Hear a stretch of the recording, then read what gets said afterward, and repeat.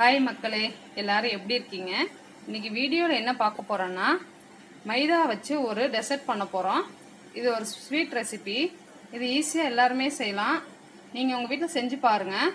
இதுக்கு தேவையான பொருள் வந்து மைதா 1 கப்பு. இதில் தான் 1 கப் எடுத்திருக்கேன் மைதா. கொஞ்சோண்டு ஒரு பிஞ்ச் சால்ட்டு போட்டிருக்கேன்.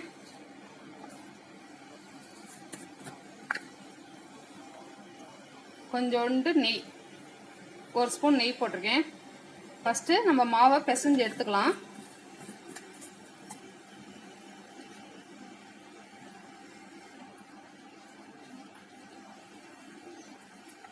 இதுக்கு தேவையான அளவு தண்ணி, சப்பாத்தி மாவு போல கொஞ்சம் பிசைஞ்சு எடுத்து வச்சுக்கலாம்.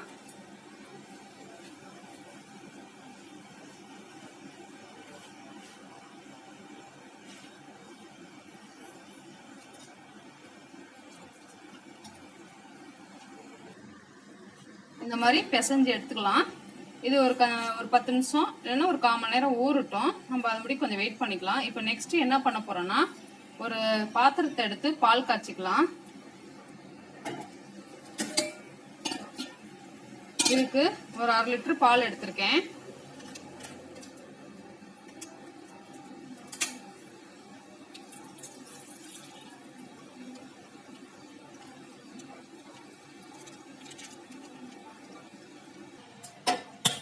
இப்போ கேஸ் ஆன் பண்ணி நம்ம இந்த பாலை காய்ச்சிடலாம்.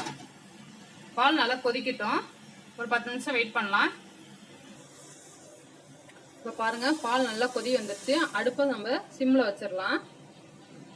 இப்போ ஒரு 3 ஏலக்காவை தட்டி வச்சிருக்கேன், அது இந்த பாலில் கலந்துக்கலாம். நெக்ஸ்ட் நம்ம வந்து சர்க்கரை, உங்களுக்கு எவ்வளோ தேவையோ அவ்வளோ சர்க்கரை எடுத்துக்கோங்க. அதையும் பாலில் கலந்துடலாம். இப்போ ஒரு கரண்டி எடுத்து நம்ம பால் நல்லா கலந்து விட்டுறலாம். சர்க்கரை கரையிட்டோம்.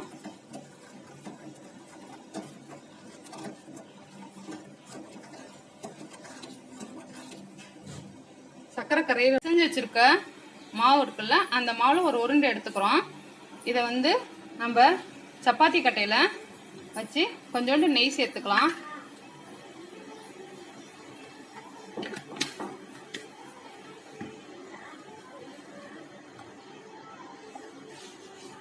நம்ம இந்த மாதிரி உங்களுக்கு என்ன ஷேப் வேணுமோ அந்த ஷேப்புக்கு உருட்டிக்கோங்க. இங்க தண்ணி கொதிக்குது நல்லா. இப்போ நம்ம சீக்கிரம் ரெடி பண்ணிடலாம்.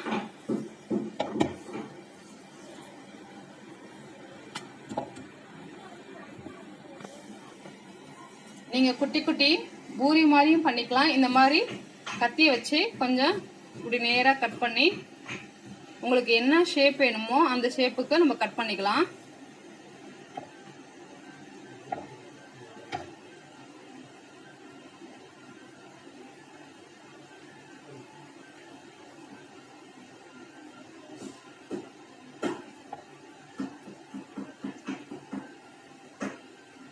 நான் இந்த மாதிரி கட் பண்ணிக்கிட்டேன்.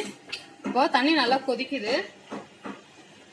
இப்போ நம்ம ஒவ்வொன்றா எடுத்து அந்த தண்ணியில் இந்த மைதா மாவு பீஸை நம்ம போட்டுக்கலாம். இது பாருங்க, இந்த மாதிரி ஒவ்வொன்றா எடுத்து இந்த தண்ணியில சேர்த்துடலாம்.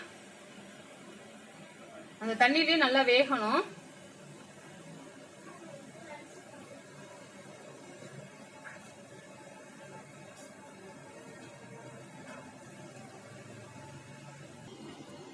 திரும்பவும் இதே மாதிரி கட் பண்ணி போட்டுடலாம்.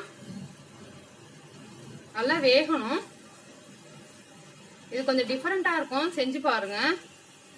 ஆனா டேஸ்ட் சூப்பரா இருக்கும். இப்போ நல்லா வெந்துருச்சு பாருங்க. அவ்வளவுதான்.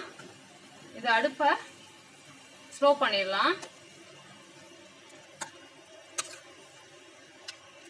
தெரியுதா? இது அப்படியே எடுத்து நம்ம பால்ல கலந்து விட்டுற வேண்டியதுதான்.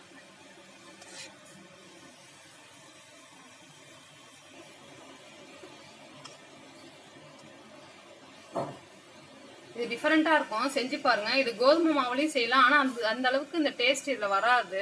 கோதுமை மாவுல, மைதா மாவுல செஞ்சு பாருங்க, கொஞ்சம் டிஃபரெண்டா இருக்கும். இப்போ கடைசியாக நம்ம தேங்காய் துருவல் மட்டும் சும்மா கொஞ்சோண்டு சேர்த்துக்கிட்டா போதும். அவ்வளோதான் நம்மளோட பாயசம்னு சொல்லலாம். இது எங்கள் இதில் வந்து மல்லிடான்னு சொல்லுவாங்க. இது மைதா மாவில் செய்கிறது. இது டிஃப்ரெண்ட்டாக இருக்கும் டேஸ்ட்டு. நீங்கள் செஞ்சு பாருங்கள். செஞ்சு பார்த்துட்டு உங்கள் குழந்தைங்களுக்கெல்லாம் ரொம்ப பிடிக்கும். கண்டிப்பாக செஞ்சு கொடுங்க. பிடிச்சிருந்துச்சுன்னா லைக் பண்ணுங்கள், ஷேர் பண்ணுங்கள். மெயினாக என் சேனலுக்கு சப்ஸ்கிரைப் பண்ணுங்கள். நெக்ஸ்ட் வீடியோவில் பார்ப்போம் ஃப்ரெண்ட்ஸ். ஓகே, பாய்.